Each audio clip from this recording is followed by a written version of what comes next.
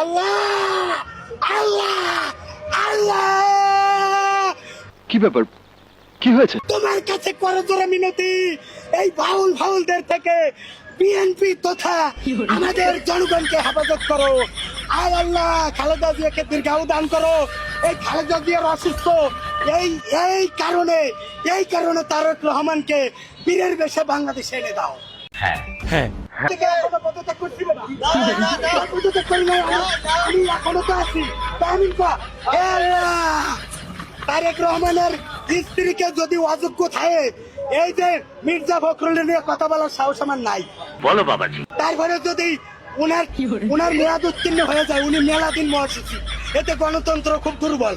এই জন্য আমার তারেক রহমান বউ, আমার ডাক্তার জুবাইদুর রহমানকে তুমি মহাসচিব হিসেবে কবুল করতে পারো। কি মানুষ রে বাবা, ছি। আল্লাহ, তাই আমাদের জাইমা রহমান, তাকে এখানে স্থায়ী কমিটিতে স্থান দিয়ে দাও। আল্লাহ, ম্যাডামকে, দেশনেত্রী বেগম খালেদা জিয়াকে আল্লাহ বীরের বেশে বাংলাদেশে আনো। কয় কি এবং ওনার সন্তানকে বীরের বেশে বাংলাদেশে আনো। আয় আল্লাহ, খালেদা জিয়া আজ বললো একদিন না একদিন দুনিয়া ছেড়ে কেউ থাকবে না। ফেরাউন যেহেতু মরে গেছে, আর আল্লাহর ওয়ালি আল্লামা শফিও গেছে, আমিও যাব, ম্যাডামও যাবে। কিন্তু ম্যাডামের দয়া করে আল্লাহ ম্যাডামের হায়াতটায় একটু বরকত দিয়া আরো 1-1.5 যুগ বাড়াই দিলে তোমার কিছু আসা যায় না।